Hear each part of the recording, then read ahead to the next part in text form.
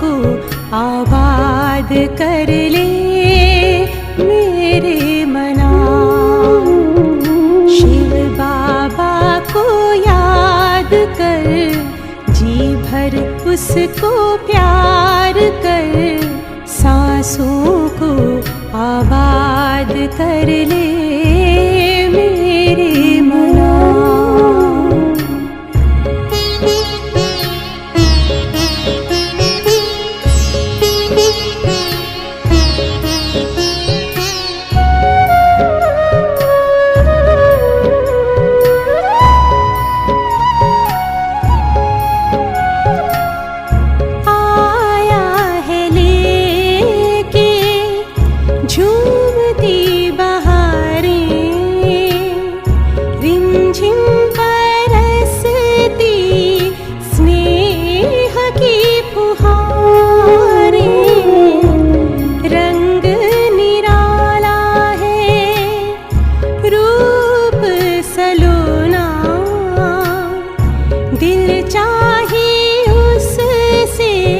जुदा कब न होना, अब ना इंतजार कर, बैठना हिम्मत हार कर, प्रभु का तू दीदार कर ले मेरे मना।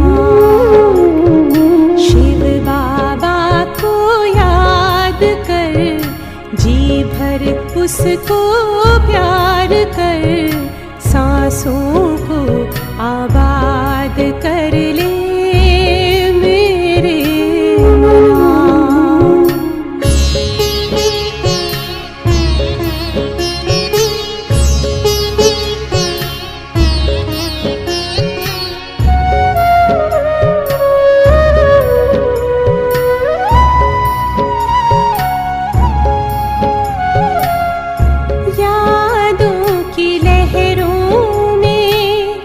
जो लहराए एक अलौकिक सुख वो पाए, शूली को कांटा कर दे, कांटे को जूही, पर्वत को राई कर दे, राई को रूई, दिल में बात कर, मन में मुलाकात कर, खुद को तू आजाद कर ले मेरे मना। शिव बाबा को याद कर, जी भर उसको प्यार कर, सांसों को आबाद कर ले मेरे मना। सांसों को आबाद कर ले मेरे मना।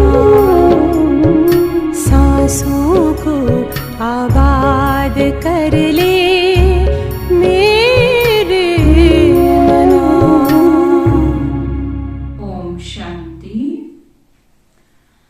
आज बाबा ने मुरली में कहा, मीठे बच्चे, बाप भल यहाँ तुम्हारे सन्मुख हैं, लेकिन याद तुम्हें शांति धाम घर में करना है। तुम्हारा बुद्धि योग सदा ऊपर लटका रहे। प्रश्न है, अहो भाग्य किन बच्चों का कहेंगे और क्यों? उत्तर में बाबा ने बच्चों को कहा, जिन बच्चों की बुद्धि में बाप की नॉलेज आई उनका है अहो भाग्य, क्योंकि ज्ञान मिलने से सद्गति हो जाती है, तुम विश्व के मालिक बन जाते हो। बाकी जब तक ज्ञान नहीं है तब तक कोई शिव बाबा पर शरीर भी होम दे, लेकिन प्राप्ति सिर्फ अल्प काल की होती है। बाप का वर्षा नहीं मिलता है, भक्ति में भावना के चने मिल जाते हैं, सद्गति नहीं मिलती। ओम शांति। बच्चों की दिल में सदैव रहता है कि बाबा आकर हमको पढ़ाते हैं। यहाँ तो सन्मुख बैठे हो, बुद्धि में आता है हमारा बाबा आया हुआ है। कलब पहले मुआफिक फिर से हमको राजयोग सिखलाकर पवित्र बनाए साथ ले जाएंगे। यह भी तुम बच्चे जानते हो, हम जितना पुरुषार्थ करेंगे उतना जाकर ऊंच पद पाएंगे। यह बुद्धि में रहता है। बच्चे जानते हैं अभी भक्ति मार्ग खत्म होना है। भक्ति और ज्ञान दोनों इकट्ठे नहीं चलते हैं। जो भी मनुष्य पूजा आदि करते हैं, शास्त्र पढ़ते हैं, वह कोई ज्ञान नहीं है, वह भक्ति है। बाप भी कहते हैं मीठे बच्चे, वेद शास्त्र आदि अध्ययन करना, जप तप आदि करना, यह जो कुछ भक्ति आधा कल्प से करते आए हो उसको ज्ञान नहीं कहेंगे। ज्ञान का सागर एक ही बाप है। वह तुमको बिल्कुल सही रास्ता बताते हैं कि बच्चे अब मुझे याद करो तो विकर्म विनाश होंगे। कोई भी देहधारी को याद नहीं करना है। बुद्धियोग ऊपर में लटका हुआ होना चाहिए। ऐसे नहीं कि बाबा यहाँ है तो बुद्धि भी यहाँ रहे। भल बाबा यहाँ है तो भी तुमको बुद्धि योग वहां शांति धाम में लगाना है। ज्ञान है ही 1 सेकंड का। भक्ति तो आधा कल्प चली है और आधा कल्प तुमको वर्षा मिलना है। भक्ति और ज्ञान दोनों इकट्ठे हो ना सके। दिन और रात अलग अलग है। यह है बेहद का दिन और बेहद की रात। ब्रह्मा का दिन सोबिके का दिन। बच्चे जानते हैं हम देवता बन रहे हैं। सत्युग को कहा जाता है जीवन मुक्ति धाम। यह है जीवन बंध धाम। इस समय सब रावण के बंधन में है, शोक वाटिका में है। तुमको अब पता पड़ा है शोक वाटिका किसको और अशोक वाटिका किसको कहा जाता है। भक्ति है उतरती कला का मार्ग। बाप कहते हैं अब वापस मुक्ति धाम चलना है। ऐसे कोई कह नहीं सकते कि मेरे बच्चे अब तुमको मुक्ति धाम चलना है, अर्थात जीवन बंध से लिबरेट होना है। पहले कौन सा धर्म जीवन मुक्त में आना है, यह भी तुम बच्चे जानते हो। खेल सारा भारत पर है। बाकी बीच में पाइप प्लाट है। अपना उनसे कोई कनेक्शन नहीं है। ज्ञान और भक्ति की बातें मनुष्य नहीं समझ सकते। उनका पाठ ही नहीं है। पाठ है ही तुम भारतवासियों का। सतयुग आदि में देवी देवता ही थे। अब कलयुग में अनेक धर्म हैं। तुम्हारा यह है ही लीप जन्म, कल्याणकारी जन्म। यह संगम का सुहावना युग है ना। तुम जानते हो लौकिक बाप के भी हम हैं, फिर जीते जी पारलौकिक बाप के बने हैं। लौकिक बाप भी है और पारलौकिक बाप भी हाजिरा हजूर है। तुम्हारी आत्मा कहती है बाबा। बाबा कहते हैं हम बच्चों की आत्मा कहती है बाबा आप परम धाम से आए हो हमको वापस ले जाने। बाप बच्चों से ही बात कर सकते हैं। जैसे आत्मा को इन आंखों से देख नहीं सकते, वैसे परमात्मा को भी देख नहीं सकते। हाँ, दिव्य दृष्टि से साक्षात्कार हो सकता है। दिखाते हैं कि विवेकानंद को साक्षात्कार हुआ कि राम कृष्ण की आत्मा निकल मेरे में समा गई, परंतु आत्मा समा तो नहीं सकती। बाकी आत्मा का साक्षात्कार होता है, परमात्मा का भी यथार्थ रूप बिंदी है। बाबा कहते हैं परंतु गाया हुआ है कि वह हजारों सूर्यों से तेजोमय है। तो परमात्मा अगर वह साक्षात्कार ना कराए तो कोई का विश्वास ना बैठे। बिंदी रूप के साक्षात्कार से कोई समझ ना सके, क्योंकि उनको कोई जानते ही नहीं। यह नई बात बाबा ही बतलाते हैं। परम आत्मा बड़ी चीज तो हो ना सके, वह अति सूक्ष्म से सूक्ष्म है, उनसे सूक्ष्म कुछ भी है नहीं। यह भी तुम बच्चों की बुद्धि में है कि आत्मा और परमात्मा जो बिंदी रूप है, उनमें सारा पाठ नुधा हुआ है। आत्मा में 84 जन्मों का पाठ अपना अपना नुधा हुआ है। कितनी विचित्र बात है, बाप बिगर कोई समझा ना सके। यह बातें तुम विलायत वालों को समझाओ तो वंडर खाएं और तुम्हारे ऊपर कुर्बान जाएं। प्राचीन भारत का ज्ञान और योग तुम ही समझा सकते हो। पहले पहले यह समझाना है कि आत्मा परमात्मा क्या वस्तु है। आत्मा के लिए कहते हैं स्टार है, परमात्मा के लिए नहीं कहेंगे कि वह स्टार है। आत्मा कोई छोटी बड़ी नहीं होती है, वह है ही एक बिंदी जो एक शरीर छोड़ दूसरे में प्रवेश करती है। तुम बच्चे समझाते हो ड्रामा में जो कुछ चलता है वह नूंद है, चक्र फिरता रहता है।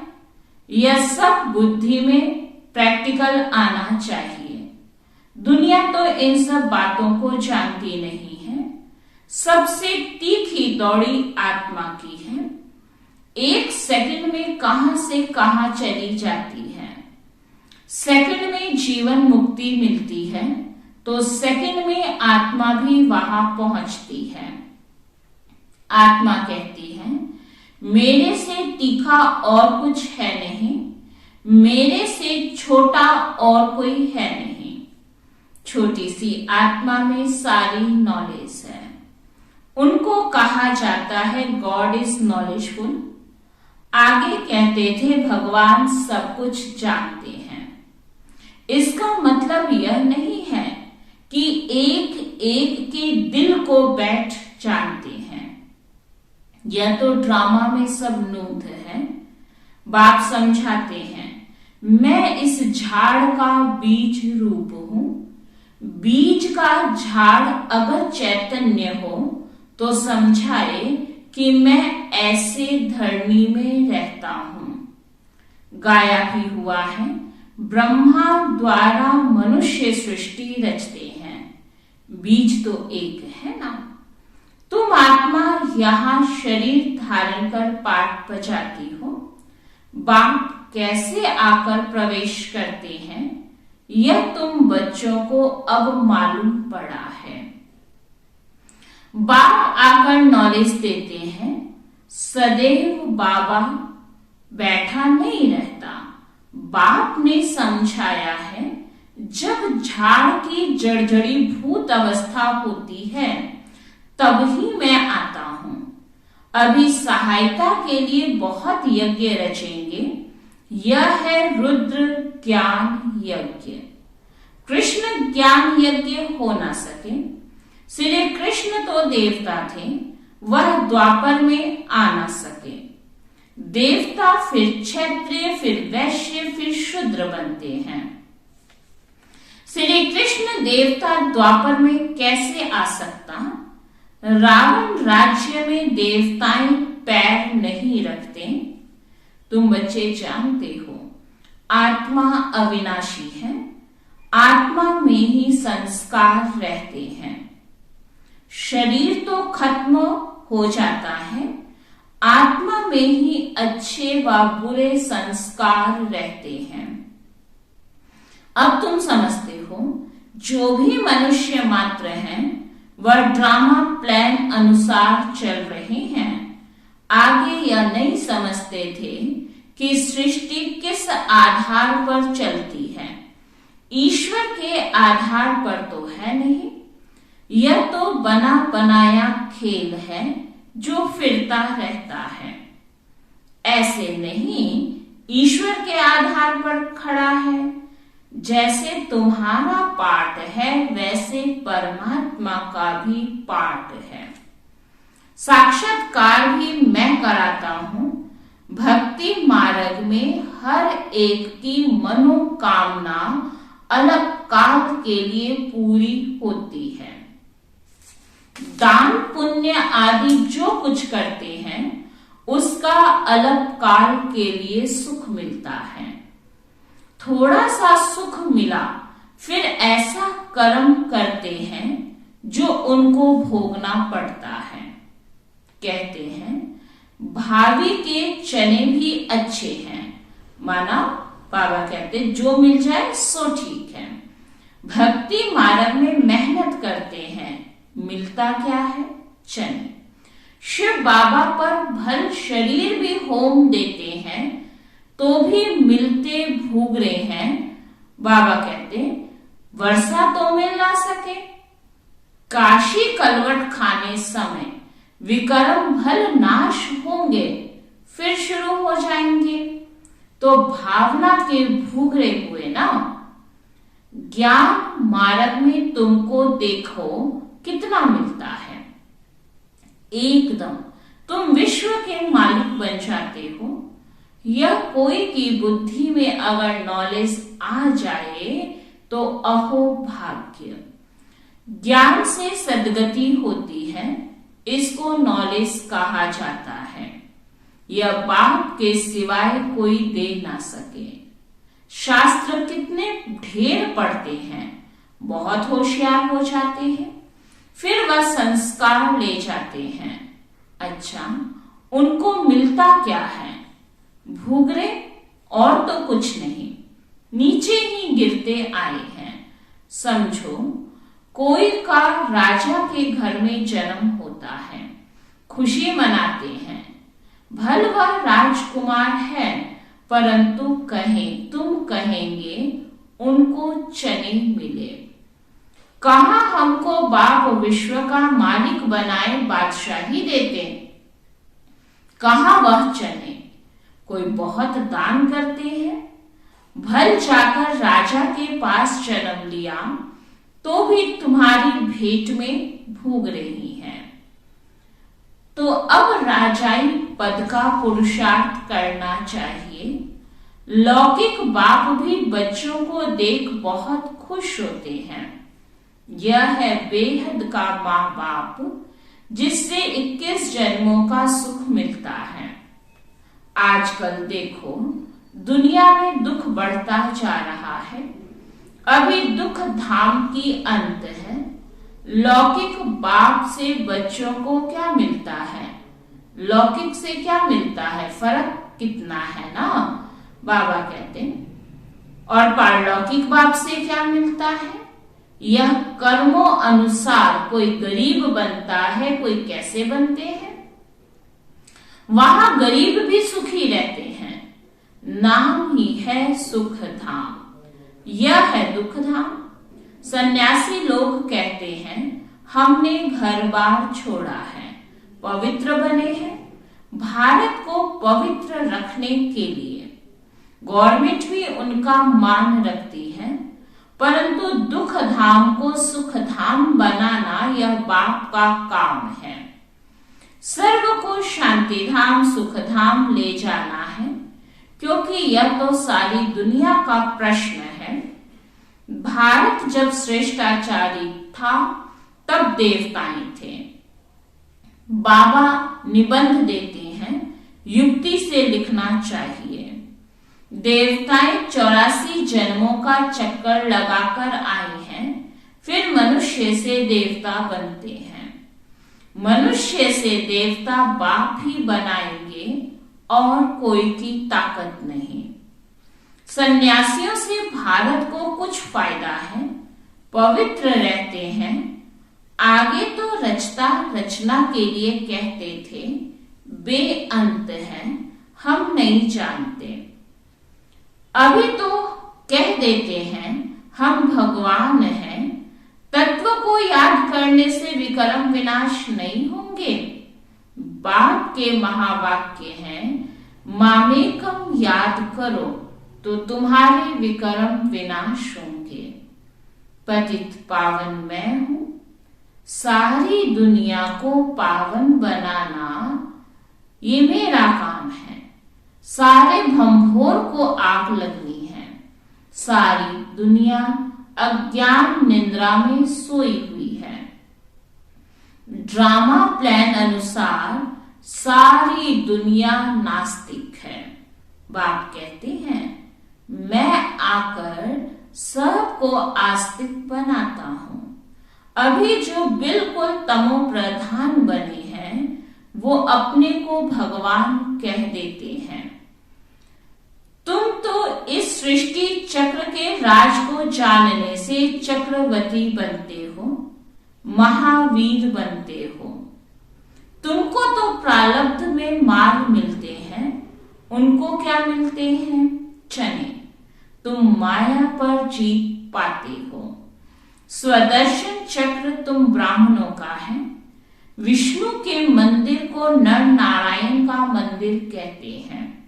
वास्तव में लक्ष्मी नारायण को दो दो भुजाएं चाहिए, परंतु उनको भी 4 भुजाएं दे देते हैं। लक्ष्मी नारायण तो अलग ठहरे ना। अगर वह 4 भुजाएं वाले हैं तो उनकी संतान भी 4 भुजा वाली आती? ऐसे तो है नहीं। देखो बाप कितना अच्छी रीति समझाते हैं। अब तुम समझदार, मास्टर, नॉलेजफुल बन गए हो। पतितों को पावन बनाना है। घर वालों को उठाना है। घर को भी मंदिर बनाना है।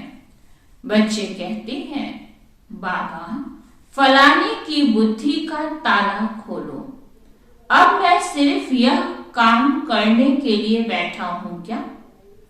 तुम तो ब्राह्मणिया हो, भू भू करनी चाहिए। ब्राह्मणों को सर्विस करनी है। पद भी तुमको पाना है। मैं निष्काम सेवाधारी हूं और कोई निष्काम हो नहीं सकता। मैं तुमको स्वर्ग का मालिक बनाता हूं, मैं नहीं बनता हूं। मकान भी तुम बच्चों के लिए बनाई है। मैं तो पुरानी कुटिया में बैठा हूं। मेरे लिए पुराना मकान, पुराना शरीर है। शिव बाबा पुराने तन में रहता है तो यहां फिर कहां जाएगा? निष्काम सेवा एक बाप ही कर सकता है। तुम जानते हो, बाबा से हम विश्व के मालिक बने का वर्षा लेते हैं तो खुशी से झोली भरनी चाहिए। देखो ज्ञान कितना ऊंचा है। भक्ति में तो क्या क्या दान, पुण्य, जप, तप आदि करना पड़ता है। सदगति दाता तो एक बाप है। बाप ने आकर ज्ञान घृत डाला है। सदियों में सबकी जागती ज्योत रहती है, परंतु वहां यह ज्ञान नहीं रहता कि हम तमो प्रधान से सतो प्रधान बने हैं। वह है प्रारब्ध। नए सिरे चक्र शुरू होता है। यह अनादि है। सूर्य निकलता है फिर जाता है, यह धरती का फेरा है। ऐसे नहीं ईश्वर फेरता है। अच्छा, मीठे मीठे सिकी लगे बच्चों प्रति माता पिता बाप दादा का याद, प्यार और गुड मॉर्निंग। रूहानी बाप की रूहानी बच्चों को नमस्ते।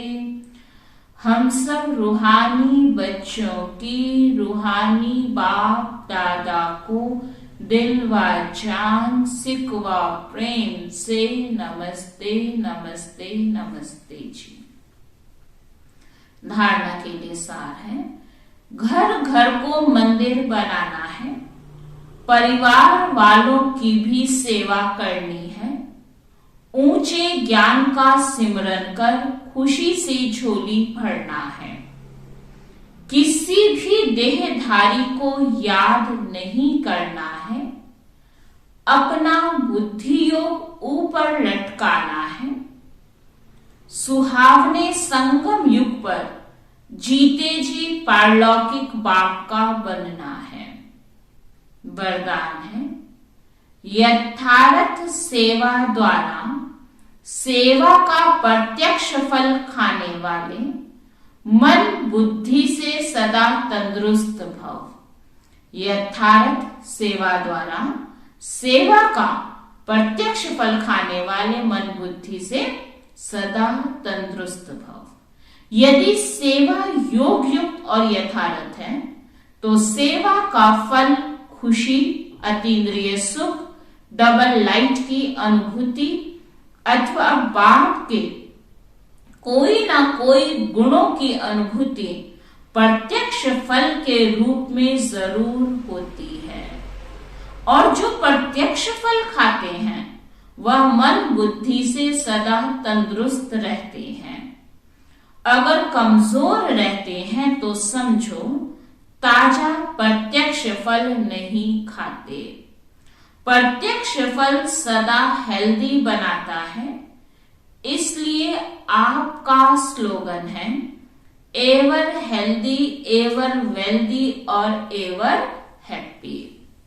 स्लोगन है, अपने हर कर्म द्वारा ब्रह्मा बाप के कर्म को प्रत्यक्ष करने वाले ही कर्म योगी हैं। ओम शांति।